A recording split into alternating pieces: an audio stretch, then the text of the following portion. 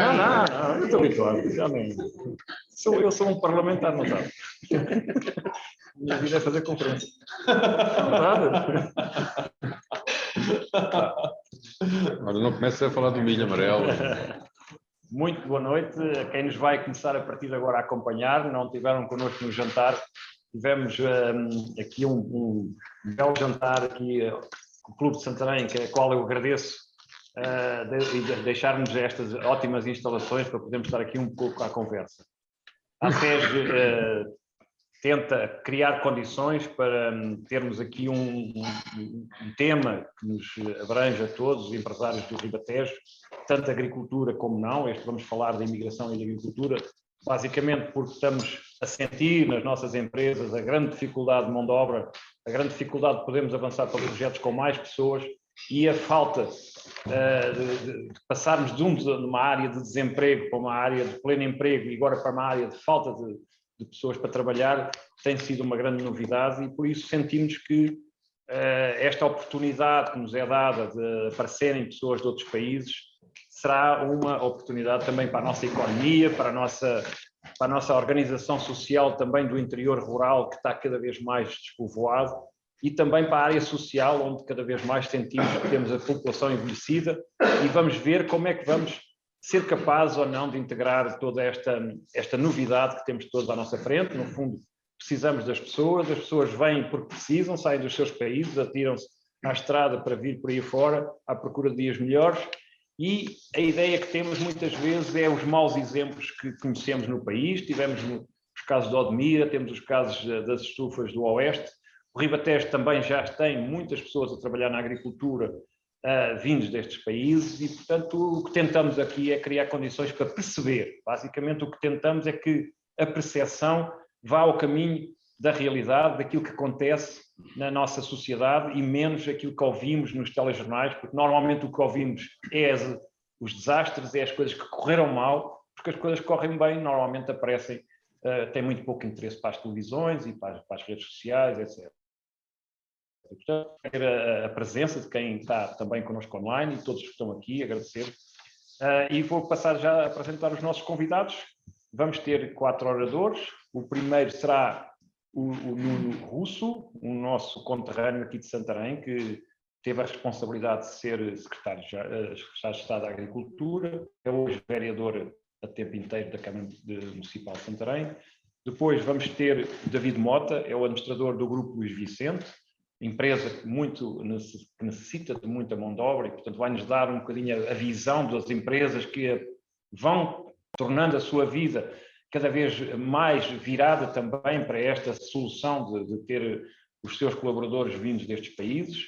Depois vamos ter uma pessoa, na primeira pessoa, que fez a sua vida, teve que vir do Paquistão para cá, trabalha hoje, é hoje um cidadão português, está a caminho de trabalhar a tempo inteiro cá e trazer a família, etc. E depois teremos o nosso presidente dos Agricultores de Portugal, da CAP, o Eduardo Oliveira e Sousa, que nos vai dar, no fundo, a visão da necessidade das pessoas do lado das empresas, porque é que esta realidade vai ter que ser tratada muito bem, porque vai ser o futuro também da agricultura, vai passar por esta situação. E, portanto, passo já a palavra ao engenheiro Nuno Russo. Muito obrigado. Se me permite, eu faço a minha intervenção como estão todos sentados, se não me levarem a mal. Cumprimentar todos os que estão aqui e todos que nos estão a acompanhar, agradecer à SES na pessoa do engenheiro João Coimbra pelo convite e para partilhar aqui alguma informação que recolhi e alguns dados que acho que são interessantes para lançar o debate. Eu fui repetir alguma informação na internet, hoje em dia todos os dados estão acessíveis e ainda bem por isso mesmo, e há aqui alguns dados interessantes. Eu fui ao site das Nações Unidas e dá para perceber, e uma das informações que eles transmitem é que hoje há mais pessoas do que nunca num país diferente do que aqueles onde nasceram. Em 2017 o número de migrantes em todo o mundo alcançou os 258 milhões de pessoas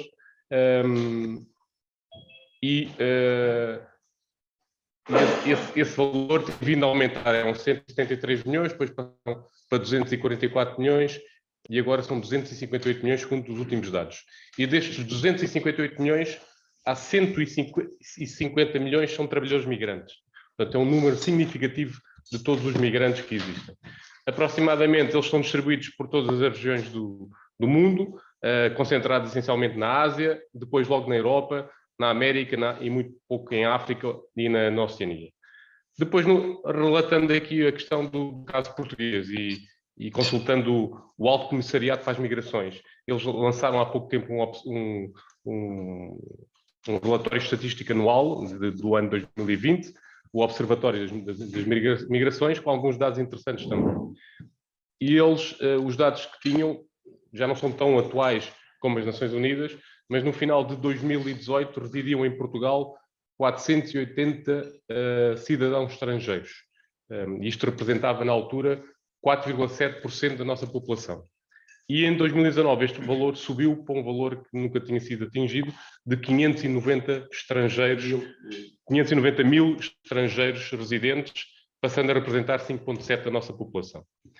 Mesmo assim, o Portugal só está no 20º lugar entre os 28 da Europa, relativamente ao número de estrangeiros residentes em Portugal, sendo o país europeu com mais estrangeiros residentes é de longe o Luxemburgo, com 47,7% de estrangeiros.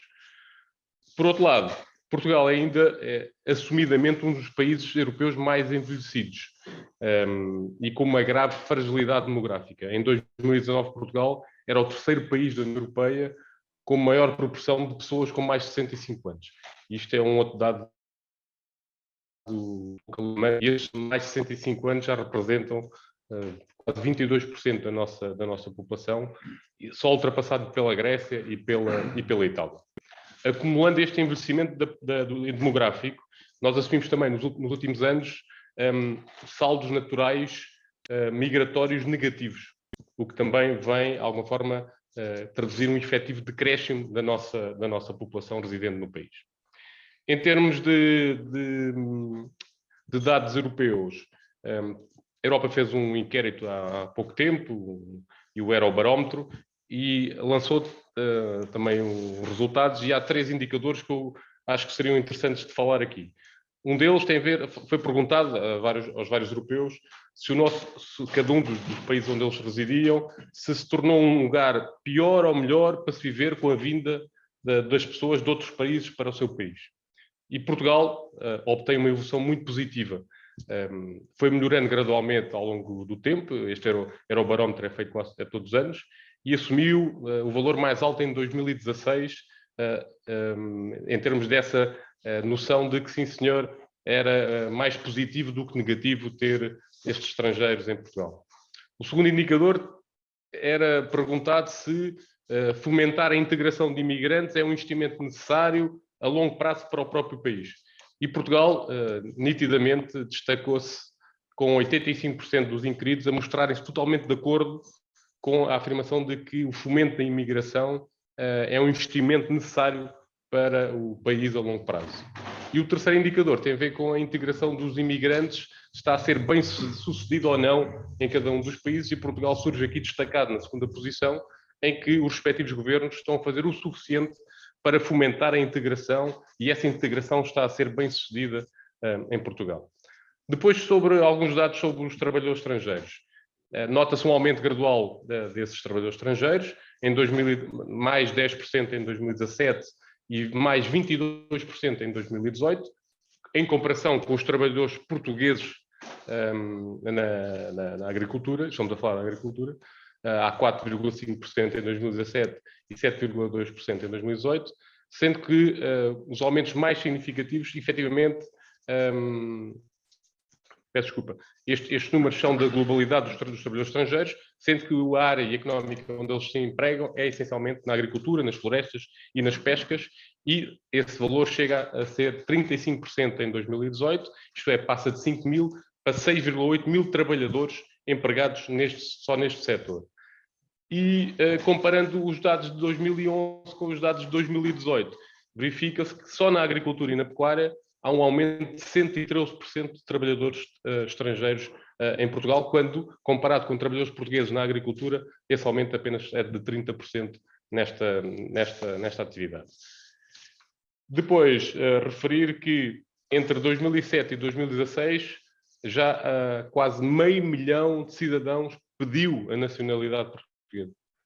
Isto tem muito a ver, isto em média são 40 mil indivíduos por ano que pedem o reconhecimento da nacionalidade portuguesa. E o que é determinante nesse pedido, essencialmente, por um lado, é a afinidade com aqueles que falam língua portuguesa, os PALOP do Brasil, e, por outro lado, aqueles que já residem em Portugal há muito mais tempo. E este já estou a falar de residentes que vieram do leste e que se mantiveram e que continuaram a sua vida em Portugal. Cronologicamente, e fazendo aqui um histórico, a migração em Portugal teve quatro fases. A partir dos anos 90, houve uma procura pouco comum de cidadãos oriundos, principalmente do leste europeu. Isto está muito a ver com dois fatores: o boom das obras públicas na altura e com uma grande necessidade e uma atração para a mão de obra necessária, e a disponibilidade de população ativa que resultou do comunismo ter ruído em alguns países, e então eles estarem com a possibilidade de sair do país e procurar outras condições. Depois, essa mão de obra toda invadiu Portugal e foi muito bem, invadiu a Europa e foi muito bem recebida em Portugal. Eles instalaram-se aqui com grande sucesso e ainda cá se mantém. A partir de 2010, assistimos a um fenómeno inverso, isto é, houve mais cidadãos portugueses a deixar o país do que a entrar, devido à crise económica. Depois, com a expansão da economia portuguesa a partir de 2016 e com a recessão sentida no Brasil, a procura de Portugal por países como também a China, a Índia e o Paquistão, e a entrada destes migrantes também foi um facto. E também em 2014 começaram a surgir em Portugal estes imigrantes oriundos dos países asiáticos para se empregarem essencialmente na agricultura. A nível do Conselho de Santarém, e esses são alguns dados que recolhi para o desempenho das funções que tenho e tentei perceber se haviam dados que eu pudesse partilhar aqui convosco, e de acordo com os dados estatísticos fornecidos pelo CEF, pelos Serviços de Estrangeiros e Fronteiras, no ano 2020, ainda não temos dados deste ano, residiam no Conselho de Santarém cerca de 3 mil imigrantes. 1.650 homens, 300 e poucos mulheres, destes 740 cidadãos de nacionalidade brasileira, que é a principal. Depois seguem-se nacionalidade romena, indiana, ucraniana, paquistanesa, chinesa e nepalesa. E muitos destes cidadãos trabalham efetivamente no setor agrícola e pecuário. O CEF fez alguns inquéritos no ano 2020, essencialmente para questões de auxílio à imigração ilegal, a angariação de mão de obra ilegal, o tráfico de seres humanos, as explorações, e onde houve alguma necessidade de monitorizar todo esse trabalho. E em 2019 também, a Autoridade para as Condições de Trabalho privilegiou a intervenção na agricultura, tendo também realizado cerca de 24 visitas. Isto são números muito pequenos para a realidade dos imigrantes residentes, mas mesmo assim elas acontecem e com algum sucesso em termos de identificação de situações anormais e ilegais.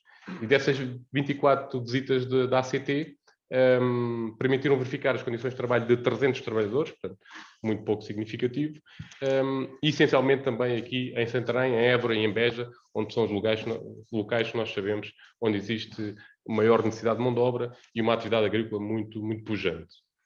No ano 2019, verificou-se também, de acordo com a ACT, a comunicação de 75 mil contratos de trabalho relativos a trabalhadores estrangeiros, sendo que 1.813 eram aqui no Distrito de Santarém.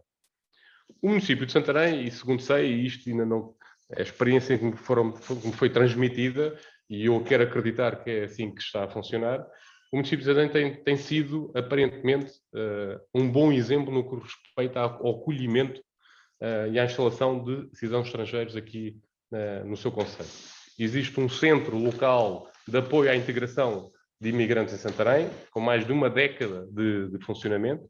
Tem sido um local onde muitos imigrantes recorrem e tem conseguido a resolução de vários problemas, quer de legalização, quer de aconselhamento, quer de desemprego, salários em atraso, direitos a que têm direito, direitos a que devem usufruir, alguns conflitos laborais, apoio jurídico, e o que tem sido essencial tem sido a articulação entre as várias entidades e este centro, e as instituições que trabalham nesta área. O que se tem, de alguma forma, revelado imprescindível no sentido da resolução destes problemas que são apresentados. tem proporcionado também a muitos desses cidadãos condições para poderem terem cursos de aprendizagem da língua portuguesa, e isso tem ajudado também a integração plena, é um fator relevante na dificuldade da integração, e também tem contribuído para a expansão da língua portuguesa pelo mundo. A opção destes cidadãos estrangeiros em escolherem o conceito de Santarém para viver mudou de alguma forma a geografia humana deste município. É hoje normal e comum encontrarmos muitos deles em funções profissionais diversas, perfeitamente integrados na sociedade, pelo menos aqueles que já estão há mais tempo em Santarém. É claro que também houve situações de exclusão, de exploração, choques culturais, cidadãos com passados traumáticos, problemas de alcoolismo, casos de exploração laboral, mas existem estas diversas comunidades imigrantes em Santarém que se instalaram neste concelho, e com todas as suas diferenças culturais e formativas. Uns adaptaram-se naturalmente, outros tiveram maiores dificuldades, mas a verdade, e em resumo, o balanço, no entanto, avaliando os prós e os contras, o balanço foi positivo. E depois deixo o resto para a discussão. Obrigado.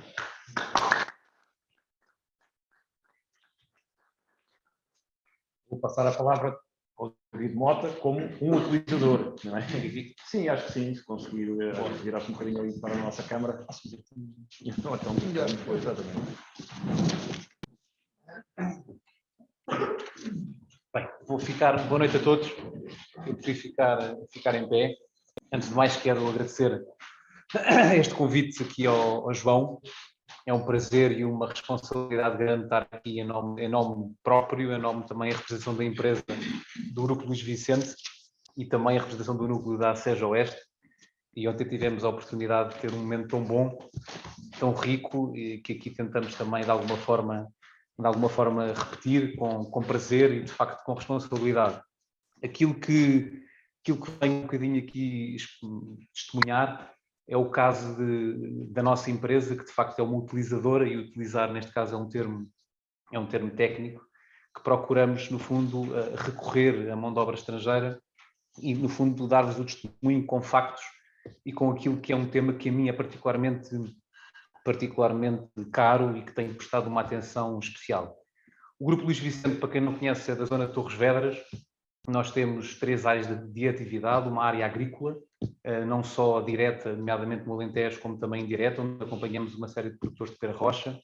Tem uma área de trading, onde no fundo transacionamos fruta e comercializamos fruta de todo o mundo, e tem uma área de industrial, onde fazemos fruta desidratada e fazemos também, no fundo, fruta que se designa de fruta de quarta gama, que é fruta preparada e pronta a comer, que servimos não só para os supermercados, para as redes de food service, para os hotéis, para os restaurantes, e também, na verdade, também exportamos. E, portanto, aquilo que vou um bocadinho mostrar-vos, em termos de estrutura, é um bocadinho explicar-vos o contexto que a nossa empresa decidimos ir por este caminho, depois um pouco os requisitos de validação que para nós foram importantes para seguir este mesmo caminho, e por último, um terceiro ponto, aquilo que são, resultados, conclusões, o que é o nosso feedback e aquilo que podemos, no fundo, aqui partilhar. Nós, para terem uma ideia, temos aproximadamente 300 pessoas, em média, trabalhadores, dos quais hoje 100 são trabalhadores estrangeiros. Como é que isto surgiu? Surgiu num contexto de praticamente, diria, de quase pleno emprego na Zona Oeste. Ou seja, nós recorríamos aos centros de emprego, fazíamos entrevistas, e para vos dar casos práticos, nós muitas vezes fazíamos 10, 20, 50 entrevistas a portugueses, e na verdade, hoje, por exemplo, hoje, sexta-feira, chegávamos a acordo com 10 pessoas para começar na segunda-feira às 8 da manhã. Nessa segunda-feira, os 10 com que tínhamos acordado apareciam 5. À hora do almoço já só tínhamos 3, e no dia a seguir tínhamos meia pessoa. E isto é uma realidade. Portanto, são factos, como eu disse, e portanto é mesmo isso que vos quero passar. Na verdade, estas pessoas muitas vezes com alguns efeitos talvez perversos daquilo que são os apoios estatais, que todos conhecemos, em que muitas vezes o incentivo ao trabalho, ou se quisermos a facilidade de renovação dos acesso e renovação dos subsídios, que todos conhecemos, levam a que haja, digamos que eu diria, alguma falta de compromisso, alguma falta de foco e claramente uma falta de assiduidade e de espírito e de cultura de trabalho incrível. E, portanto, nós, enquanto empresa do setor das frutas, que precisamos de muita mão de obra para aquilo que é, se vimos um rácio de faturação pessoa por, se quisermos, vendas por pessoa, nós de facto estamos lá muito abaixo de empresas do setor secundário mais tecnologicamente mais evoluídas, claramente abaixo de empresas do setor terciário, e, portanto, precisamos de muitas pessoas, porque os trabalhos são, apesar de existirem tecnologia, existirem máquinas, os trabalhos são variados e carecem de muita intervenção humana. E, portanto, foi neste contexto que nós, recorremos, mais ou menos em 2017, quando começámos este caminho, em que, na verdade, um dos princípios base de validação para começar este percurso foi, na verdade, termos um parceiro, e ele está aqui hoje, que é aqui o Ricardo Tomás, que tem uma empresa de trabalho temporário e que, por coincidência, é daqui de Santarém, é residente aqui desta bela cidade, e que, no fundo, nos validou do ponto de vista legal, do ponto de vista técnico, também nos ofereceu a flexibilidade que nós procurávamos e, portanto, como creio que saberão, as empresas de trabalho temporário, elas são autenticadas, ou se quiserem, certificadas pelo Instituto de Emprego e Formação Profissional e, portanto, aqui o Ricardo tem 2 ou 3 empresas com esse mesmo estatuto, mas não só, portanto, não é só ter o estatuto, é de facto agir de forma responsável e de forma,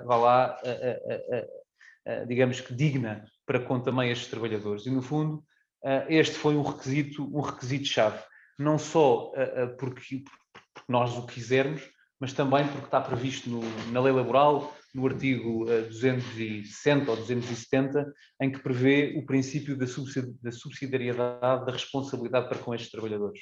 Portanto, significa isto que, no fundo, nós, enquanto empresa utilizadora, e repito, utilizar é de facto um termo técnico nesta dinâmica do trabalho temporário, somos responsáveis subsidiariamente pela garantia do cumprimento das obrigações de remuneração destas pessoas e pela legalidade das mesmas. Isto é dizer que estas pessoas, garantir que elas estão inscritas na Segurança Social, que fazem os respectivos descontos para as finanças e, portanto, existe, é engraçado, na lei que também rege estas empresas, existe um conjunto de deveres que está explícito nesse mesmo decreto-lei, em que é extremamente exigente e que para nós, repito, foi chave ter encontrado, de facto, este parceiro.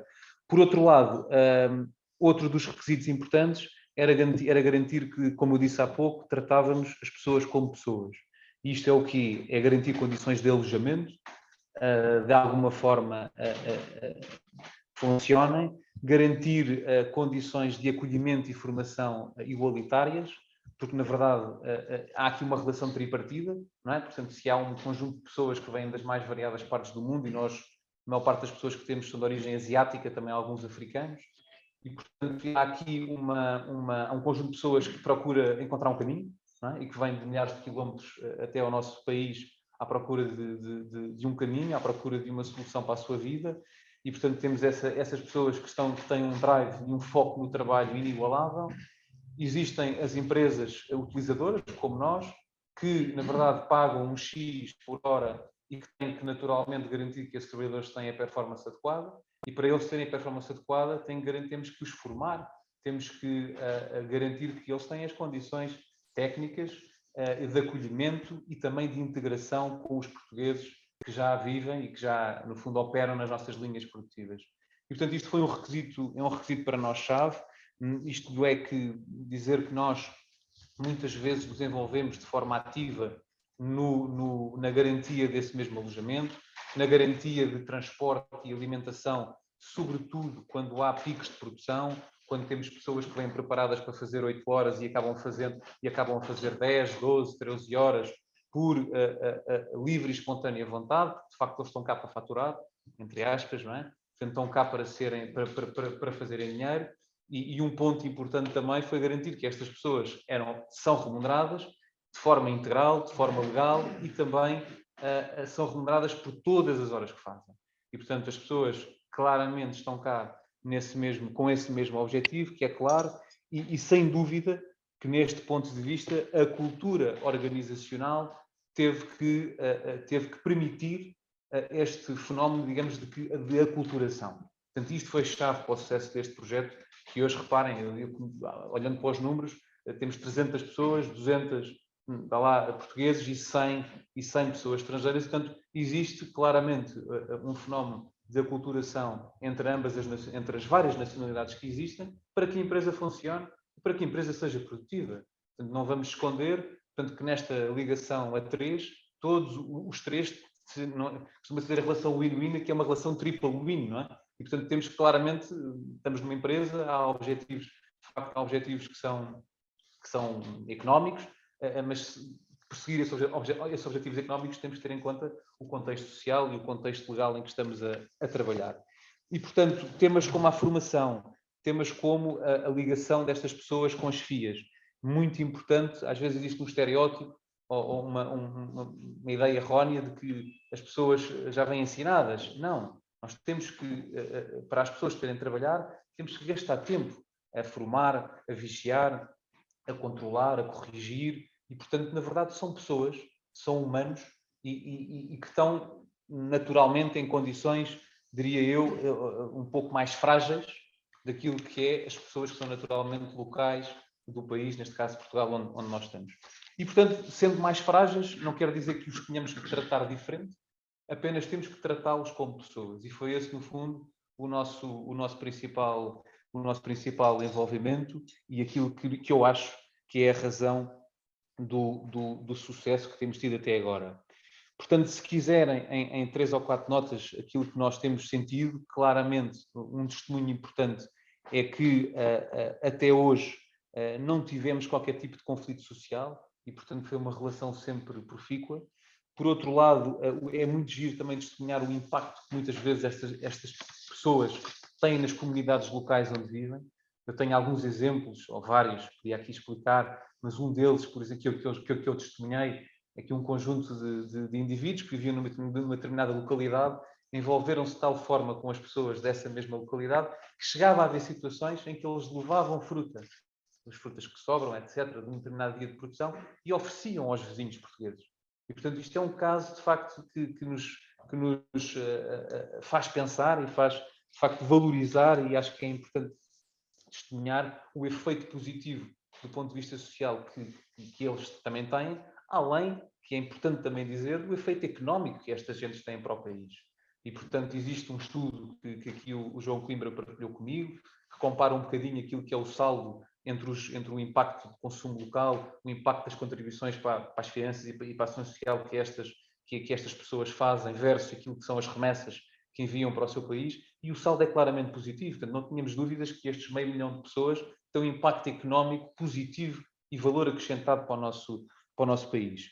Por outro lado, ou seja, como outro corolário, se quiserem, uma orientação para a tarefa e para o trabalho brutal, que acho que já referi, e sem dúvida e volto a dizer isto, o que nós procurávamos de facto pessoas, procurávamos flexibilidade também para responder a picos produtivos, por um lado, para a abertura de novos turnos, por outro, não só para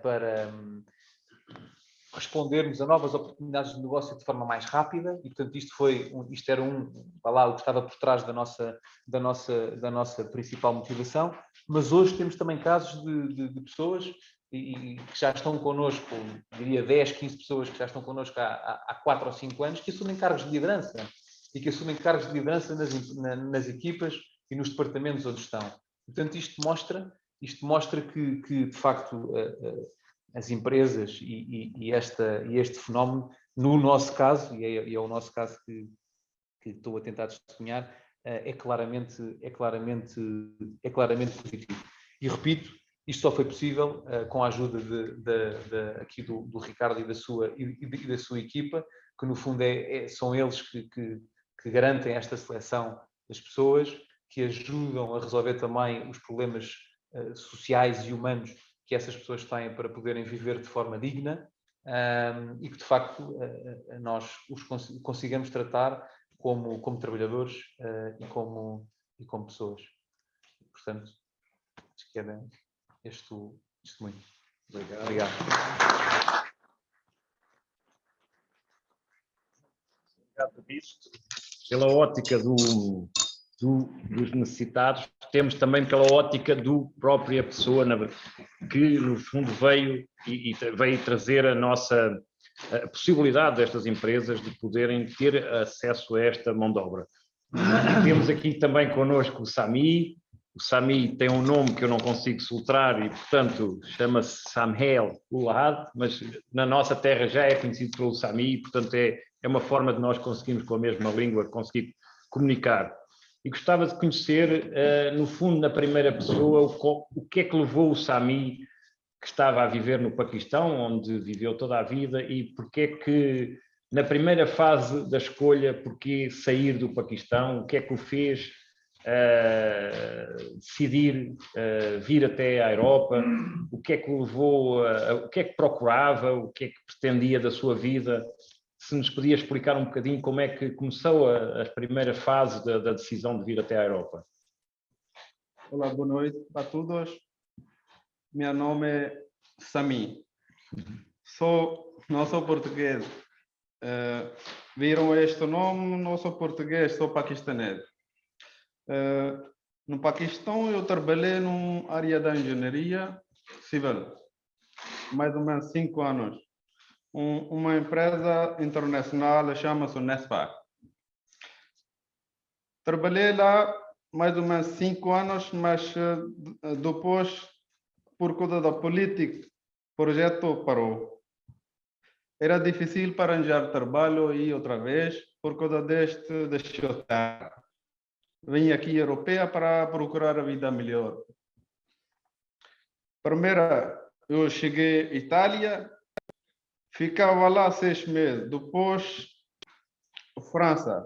Não capaz de arranjar um bom emprego na Itália também. Eu queria estudar, mas por causa da situação financeira, não capaz de continuar isso também. Depois, fui França, vivo lá França há 4 anos. Ganhava bem, mas vida não estava bom. Um amigo meu estava aqui no Portugal, ele convidou-me para vir aqui em Portugal para ver só uma vez. Eu venho cá para visitar só. Quando eu cheguei cá, até hoje fica aí. Agora estou cá quase 8 anos. Para fazer trabalho para legalmente, acho que é fácil. Eu não encontrei nada de dificuldade por mim.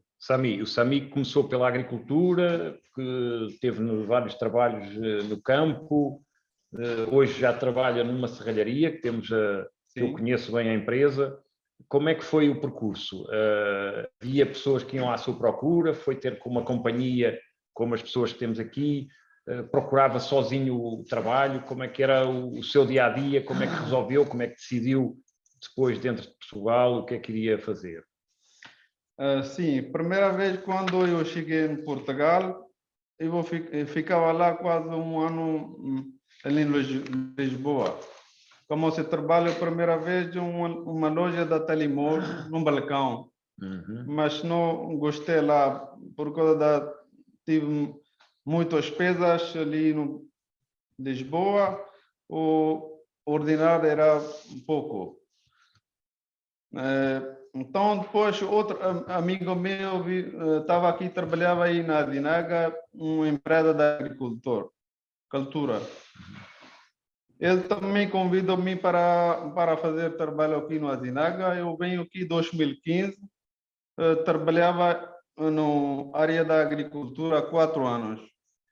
Mas, depois, eu fiz vários trabalhos em jardinagem, agricultor.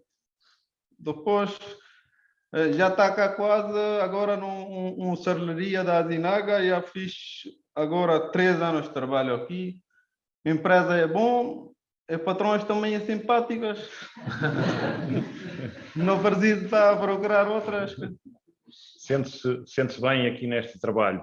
Sim. Aquilo que teve ao longo destes dias ou destes anos, sentiu algumas ameaças, sentiu pressão sobre a sua cultura, conseguiu ter segurança, sentiu-se ameaçado? Qual é a sensação de ter que viver em vários sítios, em vários ambientes, muitas vezes sem conhecer o país, sem conhecer a cultura? O que é que lhe custou mais a adaptar, ou o que é que achou mais complicado? E o que é que custou mais também, porque se escolheu Portugal também deve ter havido coisas muito boas que para cá ficar. Eu sinto-me bem colhido. Acho que ninguém faz pressão, nada. Tenho liberdade, religião, tenho liberdade, tudo. Para mim, eu não encontro nada esta experiência. Mas tem conhecimento que há problemas, às vezes, algumas comunidades com dificuldades em integração, com alguma pressão sobre as pessoas, porque ou não gostam que as pessoas venham para as suas terras. Sentiu isso em algum lado que esteve a trabalhar? Não, eu não sinto nada disso. A gente, onde eu vivo aqui na Dinaga, tudo a gente dá respeito, a gente, eu sinto muito respeitado. Ninguém faz depressão por causa de nós somos imigrantes, nossa não é religião mesmo, ninguém faz nada. Eu não me sinto nada esta coisa. Tem a ideia de trazer a família? Está a pensar voltar à sua terra, fazer aqui uns anos e depois voltar? Está a pensar ir para outro país da Europa? Como é que vai ser o seu futuro? Assim, eu quero ficar cá sempre. Eu gosto viver aqui no Portugal por causa Portugal é país muito calma. Eu gosto de viver aqui. A vida é muito calma. Por causa desta, eu gosto de trazer minha família também. Brevemente vou trazer a minha família, os filhos também. Pronto. Muito bem. Ficamos na primeira pessoa a ver a vida no fundo, uma pessoa que teve que realmente decidir vir até Portugal e, pelos vistos, é a situação de acolhimento que sentiu e que consegue hoje ter uma vida digna e provavelmente trazer a família será o seu sonho. Eu agora passaria então ao Eduardo.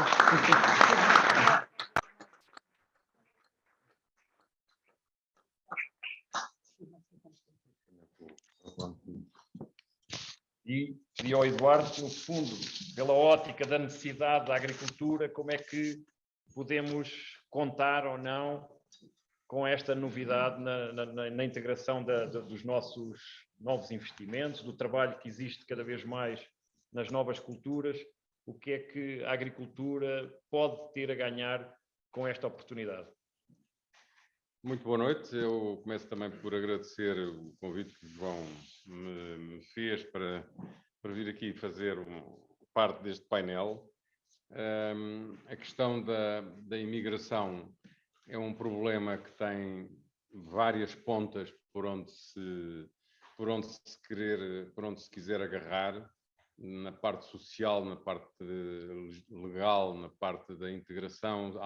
Há muitas matérias que têm que ser conjugadas, e pareceu-me que seria um pouco até interessante trazer uma experiência na parte da legislação e da complexidade das normas em que nós nos vemos a debater estes assuntos em termos políticos junto do governo, porque nem sempre acontecem boas notícias, como aquelas que aconteceram este ano em Odmira, que quase que justificava termos uma conversa exclusiva sobre esse assunto, porque aqueles problemas graves que ali sucederam não foi com os trabalhadores das explorações agrícolas, foi com os trabalhadores que não tinham onde ir trabalhar porque estavam confinados por causa da pandemia e estavam à espera de ir para outros locais e depois foram surpreendidos pelo facto de ter havido um surto ali naquela região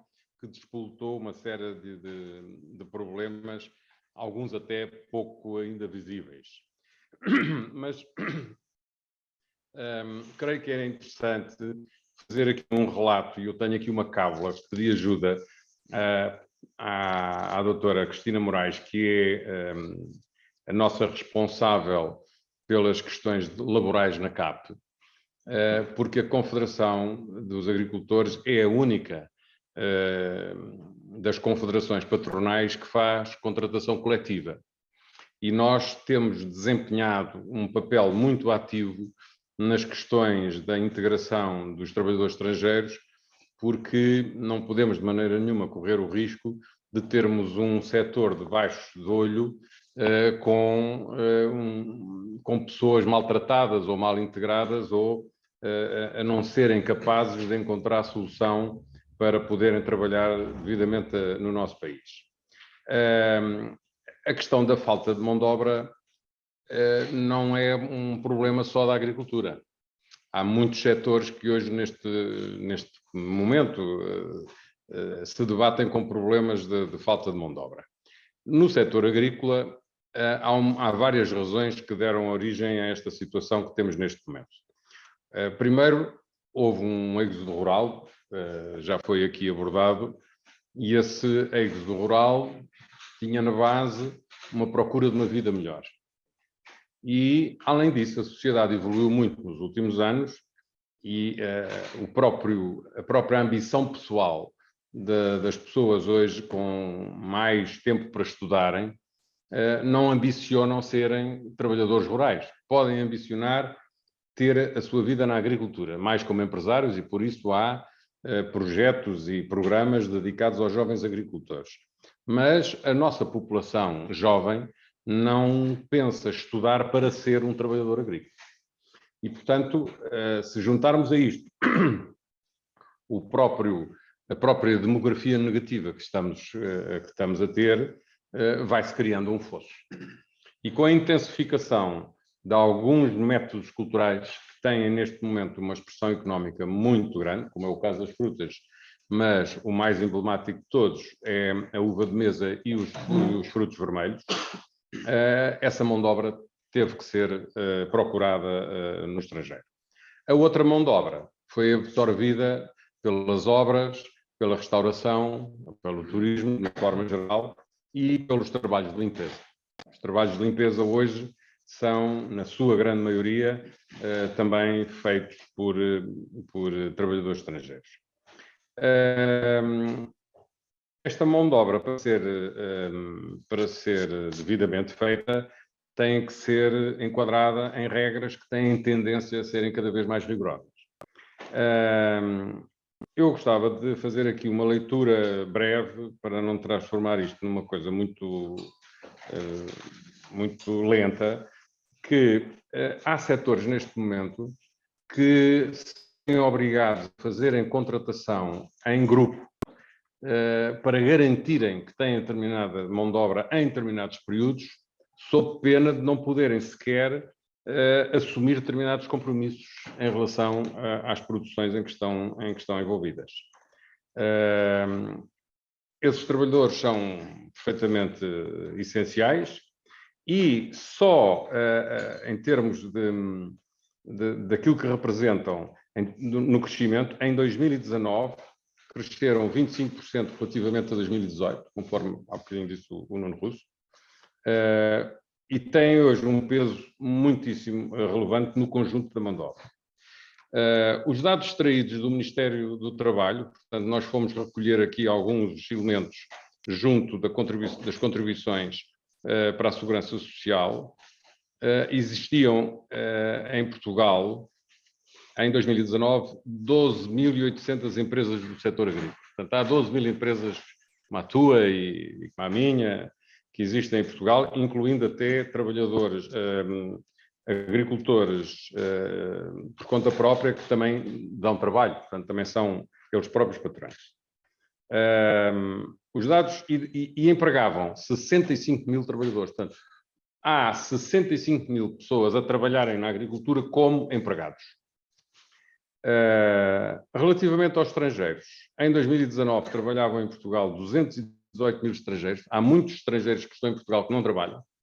Os números que o Nuno Russo há pouco explicou, de 500 mil de pessoas, há muita gente que está em Portugal e que não trabalha. Alguns deles também já usufruírem das tais ajudas que o Estado dá e que os transforma em pessoas que estão em idade de trabalho e não trabalham. É um problema que tem que ser analisado de outra maneira. Desses 218.000, 38.000 são da União Europeia. Temos cá trabalhadores estrangeiros de países da União Europeia. 22.000 de países da Europa fora da comunidade.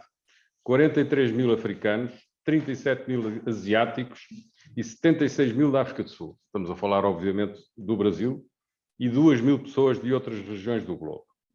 Os trabalhadores que trabalham no setor agrícola, infelizmente, não estão discriminados, portanto, nós não sabemos rigorosamente daqueles 218 mil estrangeiros, onde estão, inclusivamente, engenheiros. Por exemplo, se vier um quadro trabalhar para Portugal por uma grande empresa, também faz parte destes números. Não estamos a falar apenas de mão de obra indiferenciada. Ora, a CAP é parceira social. Fazemos parte do Conselho Económico e Social e também da Concertação Social, a chamada CPCS. E, desde sempre, é o parceiro que mais se tem envolvido nas questões dos trabalhadores estrangeiros, por razões óbvias, embora a Confederação do Turismo também se envolva, mas como não fazem contratação pública, não se dedicam a isto da mesma maneira. Participámos em todas as audições sobre a lei dos estrangeiros e colaborámos na implementação da transposição para Portugal da Diretiva Sazonal do Trabalho Sazonal. Frequentemente alertamos o Governo para os constrangimentos ao nível da demora na emissão dos vistos para trabalho sazonal. Não são todos os que têm a sorte de ter um visto rapidamente. Estas situações têm-se agravado nos últimos tempos. E não só na obtenção do visto para trabalho sazonal, mas também para a estada temporária, que é uma estada para 1 ano, e eu já vou complementar a importância desse problema. O excesso da burocracia na emissão do número de contribuinte e do número da segurança social, e então agora, em ambiente de pandemia, é um pandemónio.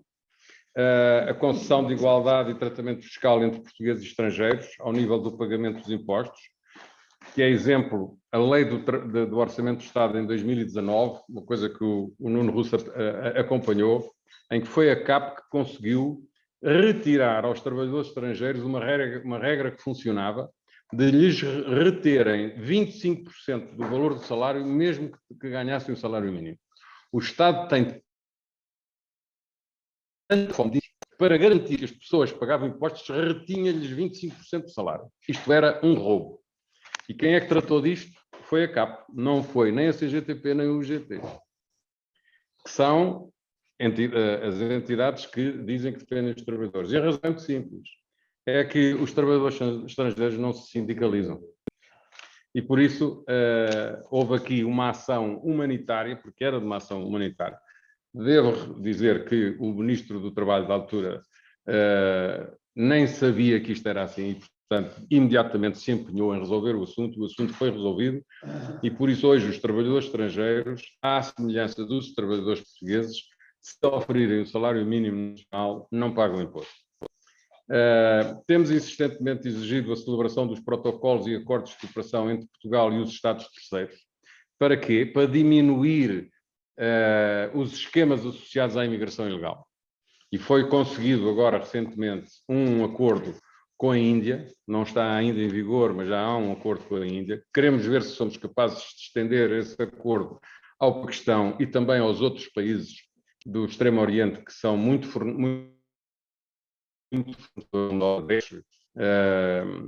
até o Nepal, etc. E também um acordo agora com os PALOP. Neste momento existe uma espécie de uma via verde para os trabalhadores que sejam dos países de língua portuguesa, que queiram vir trabalhar para Portugal, em que já não precisam de carta de chamada. Ou no âmbito deste acordo, podem vir por sua conta, chegarem a Portugal e procurarem trabalho no âmbito de um acordo específico para os países de língua portuguesa. A contratação dos trabalhadores não é um processo que se esgota com a entrada destas pessoas no território nacional. Envolve toda uma série de ações antes e durante e depois. A seleção dos trabalhadores estrangeiros e o seu recrutamento pelas empresas pressupõe um processo prévio. Já sei que há aqui especialistas nesta matéria e eu vou aqui fazer algumas que parecem importantes. O processo pressupõe, isto é uma insistência em que nós nos temos envolvido para exatamente retirar este ónus que existe sobre o setor agrícola, de que trata mal os seus trabalhadores. Nós temos que ter, com dignidade, fornecimento de alojamento em condições adequadas para receber todos os trabalhadores. Há empresas que têm 1.500, 1.600, 1.800 pessoas. Portanto, vejam o que é acomodar esse conjunto de pessoas com dignamente, avançar com os custos de transporte para Portugal e regresso de origem. Portanto, eles têm que ter a certeza que a empresa lhes assegura o bilhete de regresso caso queiram voltar. Tem que haver um determinado tempo mínimo para que possa haver um ressarcimento dessa despesa por parte do trabalho para a reverter para a própria empresa. A existência de tradutores e interlocutores, nomeadamente com outros trabalhadores da mesma nacionalidade já previamente admitidos pela empresa, para acompanharem a integração e permanência, formação sobre as tarefas a desempenhar, como já foi aqui referido, garantia de um período de trabalho mínimo para compensar a deslocação dos trabalhadores do país de origem para Portugal. Portanto, se eles não vierem com um determinado mínimo, como eles não têm dinheiro para pagar a viagem, se quiserem ir embora ao fim de 15 dias, não têm dinheiro para pagar isso e ficam... E a empresa não pode correr esses riscos, o que é atendível. Observância das mesmas condições de trabalho, quer para os trabalhadores nacionais como para os estrangeiros. Auxílio e assistência na abertura de contas bancárias em Portugal, isto é importantíssimo. Apoio na obtenção do número de contribuinte e número da Segurança Social. Documentação legal para viver em Portugal. Contratos de trabalho redigidos em português e traduzidos na língua do trabalhador estrangeiro. Criação da figura do interlocutor e do anfitrião por cada nacionalidade para apoiar os novos trabalhadores estrangeiros. Facilitação de pocket money à chegada, folhetos de acolhimento na língua de origem com informação útil e contactos mais importantes e formação em português para os estrangeiros. Isto são práticas que nós temos insistentemente dito ao Governo que há que implementar isto para além do voluntariado, porque senão não há pessoas que acabam por cair na marginalidade e isso tem que ser evitado a todo custo. Nos últimos anos, o setor agrícola tem sido surpreendido com algumas notícias que dão conta da exploração de trabalhadores agrícolas por entidades empregadoras pouco escrupulosas. Elas existem, pertencem a um submundo que nos escapa e nós temos condenado veementemente todas essas práticas, configuram ações puníveis no nosso ordenamento jurídico. Também o Código de Trabalho, a propósito do trabalho temporário e as agências de colocação de trabalhadores, como sejam as empresas de trabalho temporário, incorporam já regras que responsabilizam toda a cadeia produtiva em caso de exploração desses trabalhadores e que vai desde a empresa que disponibiliza o trabalhador, a empresa de trabalho temporário, até àquela que o acolhe, ou seja, no nosso caso, a exploração agrícola. Esta legislação existe já desde 2016, é muito exigente no que diz respeito às relações triangulares entre a empresa de trabalho temporário, a exploração e o próprio trabalhador, no sentido de que quase tudo deve ser tratado ou analisado como se de uma contratação direta se tratasse. Foi por isto que nós, recentemente, a CAP recusou a agenda do trabalho digno.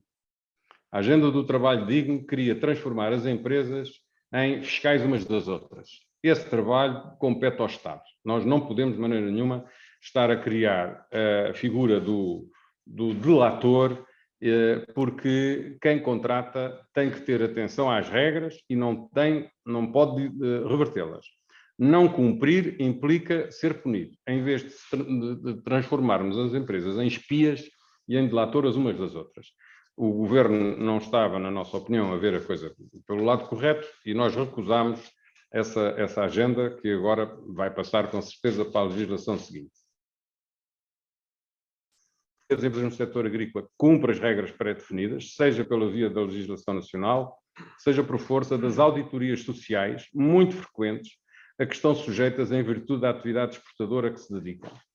Por exemplo, na região de Odmira, as grandes empresas de Odmira são mais fiscalizadas pelos clientes que vêm cá, os ingleses, os dinamarqueses, os suecos, do que as próprias regras que existem em Portugal. E se estiverem, não é classificadas, é certificadas, então ainda mais rigorosos são esses controles. E auditorias surpresa, exatamente. Eu conheço uma empresa em Odmira que tem o chamado telefone vermelho. É um telefone que está na parede do refeitório, que se houver um trabalhador que se sinta injustiçado com qualquer coisa e levantar aquele telefone é atendido pelo cliente daquela empresa em Inglaterra e nesse dia há uma sanção que sai da Inglaterra para cá.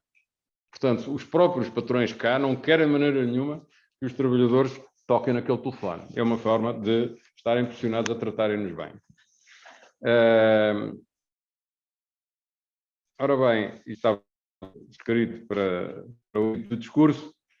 Trata-se de um processo exigente que requer muita organização, muita informação e muito acompanhamento, o que nunca pode ser descurado sob pena da sua inviabilidade. Nós não podemos, de maneira nenhuma, correr o risco de termos pessoas que estão longe da família e depois ficarem entregues a um destino incerto, que é tudo o que não pode, de maneira nenhuma, suceder.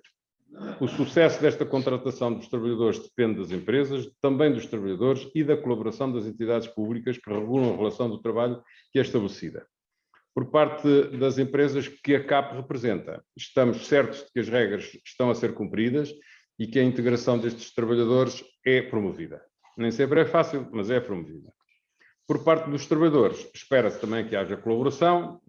Alguns vêm de origens um pouco mais complicadas, mas por parte das entidades públicas é necessário maior celeridade nos processos e mais facilidade na informação e promoção da articulação.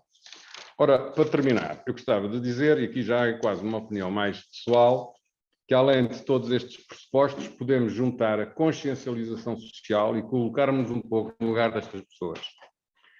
Há as que vêm por temporadas curtas. Há grupos, até mesmo de países longínquos, que vêm fazer campanhas e depois regressam, e depois voltam outra vez.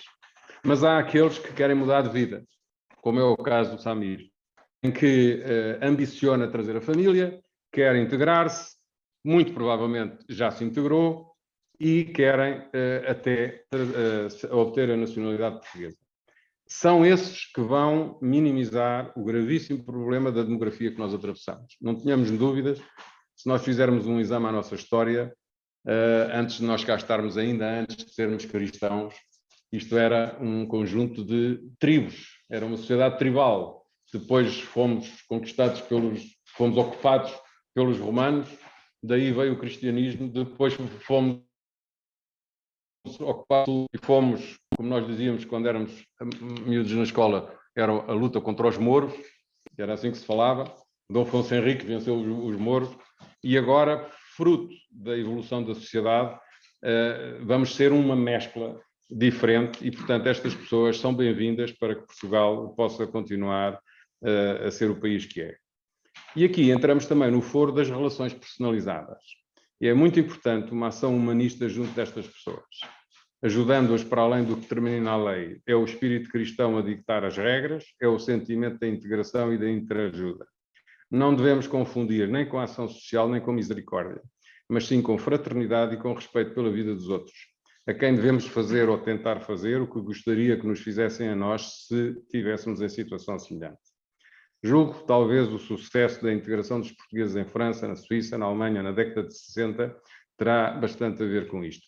Eram culturas mais próximas, mas havia um problema gravíssimo na Europa, ainda nas consequências da Grande Guerra, e a sociedade europeia estava muito debilitada. E, portanto, nós fomos lá resolver os problemas que eles tinham. Somos agora nós que estamos a ser ajudados por estas comunidades a virem resolver os nossos problemas. E, portanto, a questão da migração é um assunto que veio para ficar. Os problemas complicados têm que ser resolvidos, mas não podemos pensar que seja uma situação passageira, porque os portugueses, conforme também já aqui foi dito, é o país da União Europeia que tem maior número de idosos acima dos 65 anos, onde eu já estou. Também já estou nessa faixa, embora ainda esteja ativo, mas se não for através da imigração, nós perdemos a nossa, não digo a nossa nacionalidade, mas perdemos o nosso estatuto de portuguesinhos puros, porque esse já não existe.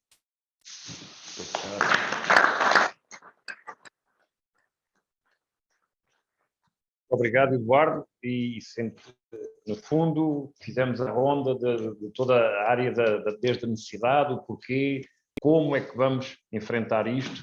E aproveitava agora para dar a palavra a quem está a ouvir-nos, tanto aqui como online. Se quiserem escrever no bate-papo ou no chat, nós tentamos comunicar aqui as perguntas a quem está para responder. Eu queria aproveitar que temos aqui na nossa sala pessoas que estão muito ligadas a esta área.